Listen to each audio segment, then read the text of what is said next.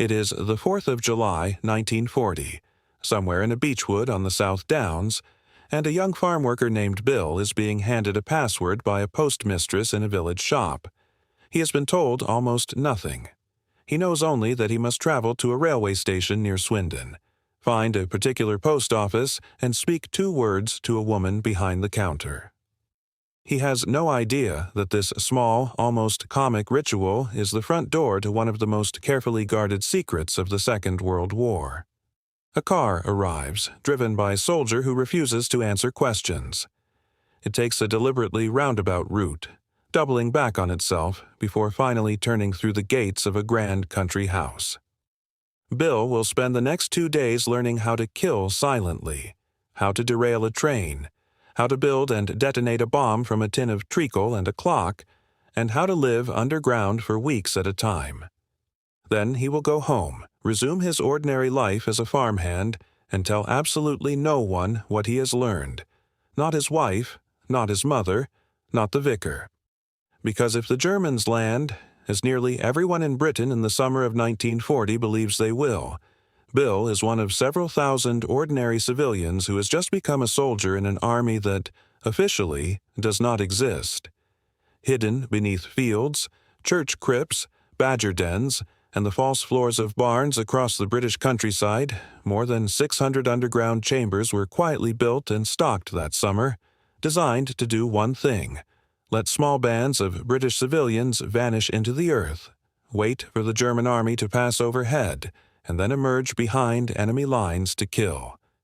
This is the story of Britain's most successful secret that almost nobody talks about: an entire shadow army that trained for an invasion that never came, hidden in plain sight beneath the soil of the nation it was built to defend. It worked precisely because, for 80 years, almost no one knew it had ever existed. To understand why Britain needed an underground army, you have to understand the catastrophe of the early summer of 1940. By the end of May, the British Expeditionary Force in France was not retreating so much as disintegrating. More than 300,000 Allied soldiers were pulled off the beaches of Dunkirk between the 26th of May and the 4th of June, 1940. An evacuation so chaotic and so narrowly successful that it was immediately mythologized, yet it could not disguise the underlying truth. The army had escaped with its men but had left behind nearly all of its heavy equipment. Tanks, artillery, lorries, ammunition stockpiles, the entire material backbone of a modern fighting force, sat abandoned on French beaches or had been destroyed to keep it from German hands. What remained in Britain, that June was, in blunt terms, a largely unarmed nation facing the most successful military machine Europe had ever seen.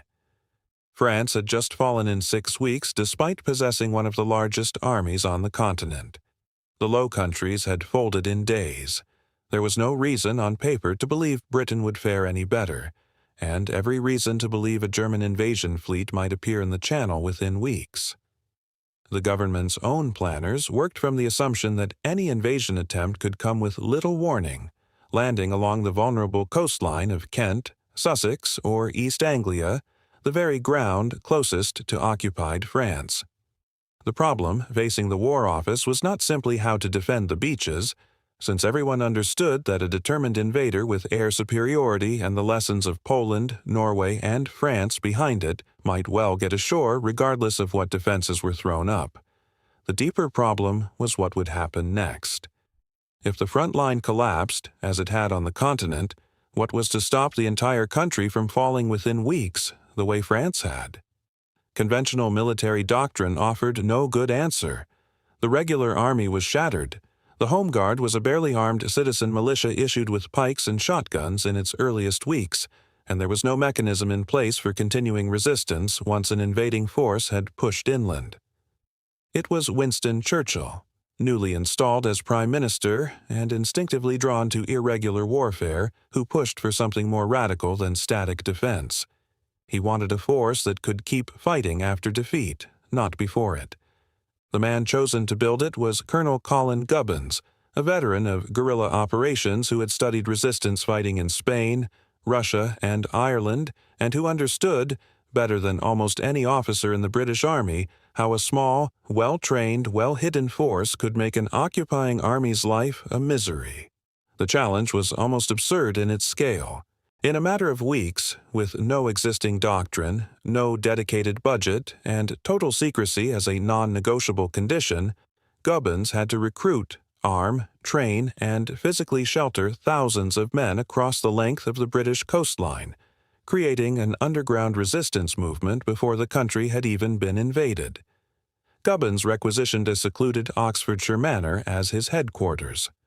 Coleshill House, near the town of Highworth and not far from the railway station at Swindon, was remote from the most likely invasion points yet had ample space for the kind of training nobody was supposed to see. From this single estate, an entirely new kind of British soldier would be built, one who held no military rank, wore no uniform on operations, and was expected, if captured, to receive no protection whatsoever under the rules of war.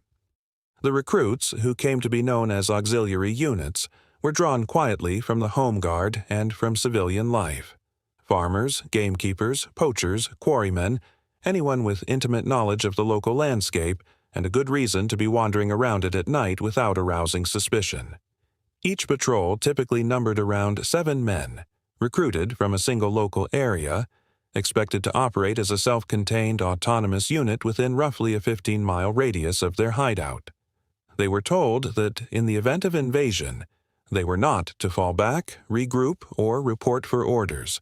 They were to vanish underground, let the German advance roll over their own villages, and then emerge after dark to attack supply lines, assassinate collaborators, blow up fuel depots, and generally make the rear areas of an occupying force as dangerous and exhausting as humanly possible. Official estimates of their life expectancy in actual combat were measured in days, not weeks. For this plan to work at all, each patrol needed somewhere to disappear to, a chamber dug into the earth where 7 men could live, sleep, store weapons and explosives, and wait out the initial chaos of an invasion undetected by German search parties combing the countryside. This was the operational base, or OB, and building hundreds of them in secret, without alerting the local population to what was happening in their own back gardens, became one of the strangest engineering projects of the entire war. The men tasked with digging these chambers were drawn principally from specialist Royal Engineer tunneling companies. In the case of one patrol in County Durham, for example, the underground base was constructed by the 184th Tunneling Company of the Royal Engineers, a unit with genuine expertise in building stable underground structures that would not collapse, flood, or betray themselves to the naked eye. In several locations, the soldiers dug the bulk of the chamber while leaving the men of the local patrol to dig only the entrance tunnel themselves, partly for security and partly so the local men would have an intimate muscle memory knowledge of their own escape route, since in an emergency that knowledge might be the only thing standing between life and capture. The basic design that emerged was deceptively simple and brutally practical.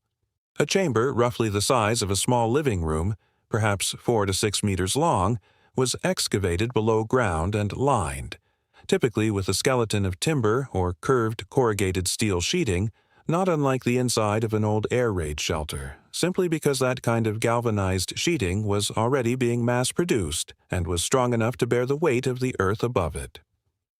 At one such base in Sussex, the entire interior surface was further lined with cork in an attempt to control condensation, since the single biggest enemy of an underground hideout was not German patrols, but damp, mold, and the simple misery of living in a hole in the ground through an English winter. Bunks were built into the walls. A simple chemical or earth latrine was usually installed at one end.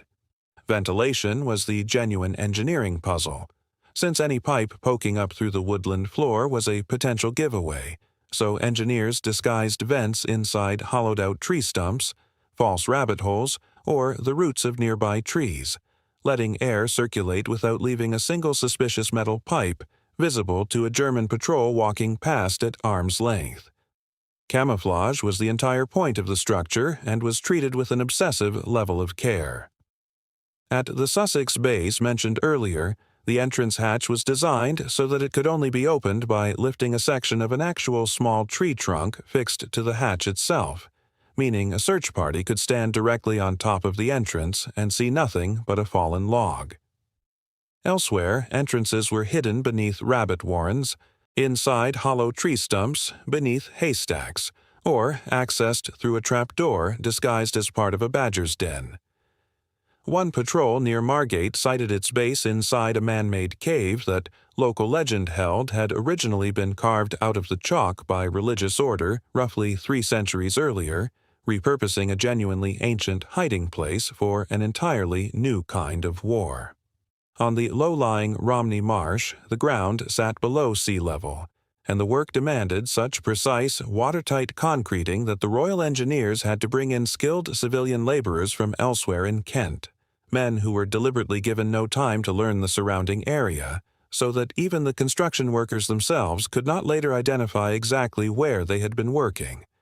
A second, narrower escape tunnel was almost always dug as well, running some distance from the main chamber and emerging through its own camouflaged exit, so that if German troops discovered the main entrance and dropped a grenade or flooded the chamber with smoke, the patrol inside still had one chance to bolt for open ground, rather than be trapped and killed in their own hideout. Supplies were stockpiled to allow a patrol to survive completely self-sufficiently underground for somewhere between 2 and 3 weeks.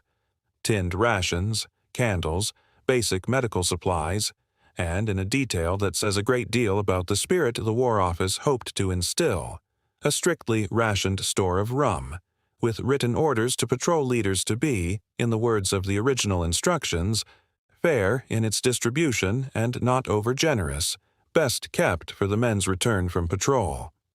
Weapons caches typically included a mixture of standard infantry kit and far more unconventional tools: pistols, the newly introduced Sten submachine gun, fighting knives, rubber truncheons for silent work, plastic explosives, and incendiary devices that could be triggered by a simple time pencil fuse, a slim metal tube that used a crushed glass vial of acid eating through a thin wire to provide a reliable, silent countdown to detonation, the kind of device a man could set and then walk calmly away from, with several minutes to spare.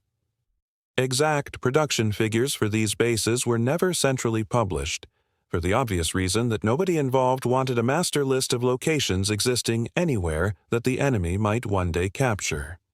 Historians today estimate that more than 600 of these underground bases were built across Britain during the war, with some researchers suggesting the true figure may run to as many as 1,000, a scale that becomes more remarkable when you consider that almost none of it was visible above ground, then or now. If you are finding this story as extraordinary as I do, a quick subscribe genuinely helps this channel keep digging up histories like this one. Thankfully, Britain's auxiliary units were never tested in the role for which they were built, because the invasion that prompted their creation never came. This makes their operational history almost uniquely strange among resistance movements. An entire underground army, fully armed, trained, and embedded, that spent the whole of its active existence waiting for a war that happened somewhere else. What we do have instead of combat reports are training records, the testimony of surviving auxiliaires given decades later, once the Official Secrets Act finally loosened its grip, and the physical remains of the bases themselves, rediscovered piece by historians and amateur archaeologists over the past 40 years. The training itself, conducted in rotating courses at Coleshill House from August 1940 onwards, gives some sense of what these men were being prepared for.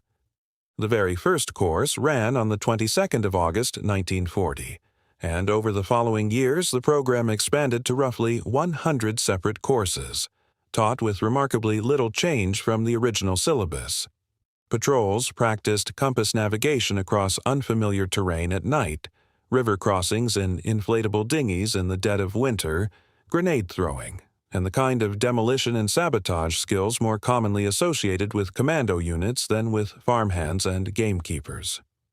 One veteran's training diary records a winter river exercise in which 2 men were pitched into freezing water in full kit when their small rubber boat capsized mid-crossing, a near disaster treated in the records with the dry understatement of men who knew far worse awaited them if the real thing ever came. What we cannot honestly say, because the records simply do not exist, is how these patrols would have performed under actual German occupation. No auxiliary unit ever fired a shot at an invading German soldier on British soil, for the straightforward reason that the invasion was first delayed by the Royal Air Force's victory in the Battle of Britain, and then permanently abandoned as Hitler's attention turned eastward towards the Soviet Union. The psychological value of the units, however, was real, even without a single shot fired, because their existence fed directly into the government's broader strategy of projecting a Britain that intended to fight on, regardless of what happened on the beaches, a message aimed as much at sustaining domestic morale and signaling resolve to Germany as at any specific tactical outcome. By comparison, Germany's own stay-behind concept, the werewolf organization hastily assembled in the war's final desperate months of 1944 and 1945, reveals just how differently the same basic idea can play out depending on timing and preparation. Where the British network was built calmly across several months in 1940 with proper engineering, dedicated training facilities, and years of quiet maintenance, the German equivalent was thrown together in weeks under the collapsing weight of total defeat, with poor coordination, half-trained teenage recruits, and almost no surviving operational achievements to its name. The contrast is instructive. Secrecy and competent engineering, given time to mature, produced a genuine deterrent and a credible underground capability, whereas panic and improvisation, even backed by fanatical ideology, produced very little of substance. American planners, watching events in Britain with interest, drew on some of the same thinking when later developing their own stay-behind and resistance doctrine, and the broader concept of the deniable, self-sufficient resistance cell would echo forward through Cold War stay-behind networks across Western Europe, many of which borrowed directly from Gubbin's original auxiliary unit blueprint. Assessing the actual historical impact of a force that never fought is an unusual exercise, and honesty demands acknowledging the limits of what can be claimed. The units cannot be credited with repelling an invasion that never happened. What can be credited to them is something subtler. They represented one of the most thoroughly planned and quietly competent contingency operations of the entire war, built and sustained for years on the assumption of catastrophe, ready every single day to activate the moment the order came, and disbanded only once the threat had unambiguously passed in late 1944. Colin Gubbins himself went on to lead the Special Operations Executive, carrying the lessons of Coleshill into the resistance and sabotage campaigns waged across occupied Europe, which means the underground bases of 1940 quietly shaped Allied irregular warfare doctrine for the remainder of the conflict. The secrecy that made the auxiliary units effective also nearly erased them from history. Auxiliaires were bound by the Official Secrets Act, and many kept their silence for the rest of their lives, never telling even their own families what they had trained to do. It is largely thanks to dedicated researchers and organizations such as the British Resistance Archive, working since the records began to be declassified, that the scale of the operation has become clear at all.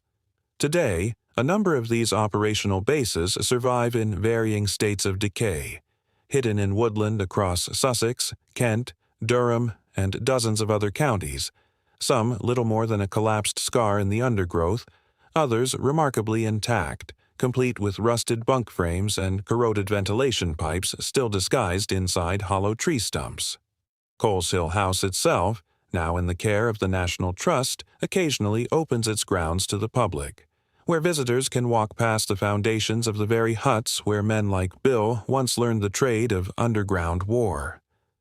So, picture Bill again, decades later, an old man now, standing at the edge of a wood that has long since grown back over a chamber he once helped dig with his own hands. The hatch is gone, or rusted shut, or simply lost beneath 60 years of leaf litter, and there is nothing visible to mark what once lay beneath that particular patch of unremarkable English ground. That is precisely as it was always meant to be. Britain spent the early summer of 1940 quietly building an army that the enemy was never supposed to find, hidden beneath fields and church crypts and the roots of ordinary trees, an entire underground resistance prepared for a catastrophe that, in the end, never arrived. Thousands of men trained to kill silently, to live for weeks in the dark, to let their own villages fall and then strike back from beneath the very ground the invaders thought they controlled. None of them ever had to do it, and perhaps that is the strangest victory of all. An army built entirely for defeat, so well hidden and so well prepared that its greatest achievement was simply existing, fully ready, in total silence, for a war it never had to fight.